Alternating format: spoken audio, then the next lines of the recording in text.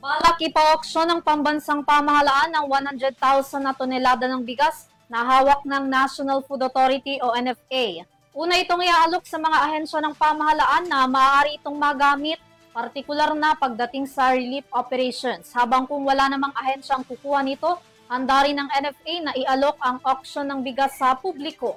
Narito ang aking report.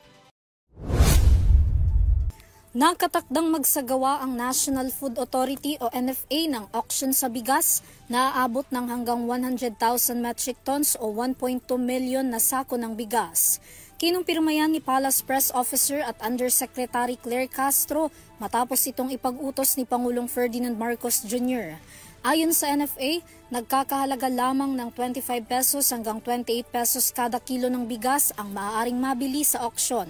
Nilinaw naman ng NFA na bago maganap ang nasabing auksyon, una munang iaalok ang bigas sa mga government agencies gaya ng Department of Social Welfare and Development o DSWD, Office of the Civil Defense o OCD, Bureau of Jail Management and Penology o BJMP, mga lokal na pamahalaan at private sectors.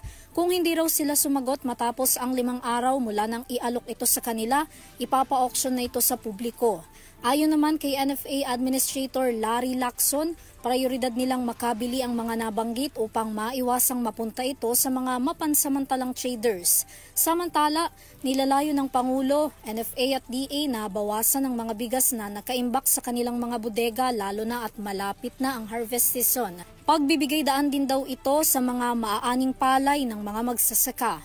Samantala, maaari naman daw pumatak ang presyo ng ibebentang bigas sa 25 pesos kada kilo kung matagal nang nakaimbak ang nasabing bigas, habang 28 pesos naman kung lampas na sa 3 buwan ito nasa bodega.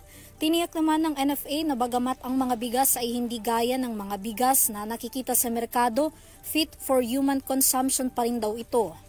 Para sa EuroTV News, Vanessa Cleofas, sumasaludo sa bawat Pilipino.